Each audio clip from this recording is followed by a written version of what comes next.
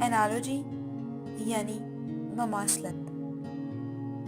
Analogy دو اشیاء، situations یا ideas کا آپس میں موازنہ ہے جو بنیادی طور پر مختلف لیکن کسی حد تک مماثل بھی ہوتی ہیں.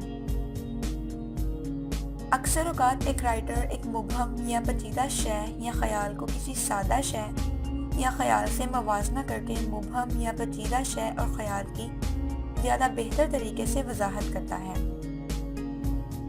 یہ مثال دیکھیے: An artist is to a painting as a writer is to a book. یعنی اس مثال میں آرٹسٹ کا پینٹنگ سے جو تعلق ہے وہی رائٹر کا بک سے بتایا گیا ہے. A comparison made between two objects, situations or ideas that are somewhat alike but unlike in most respects.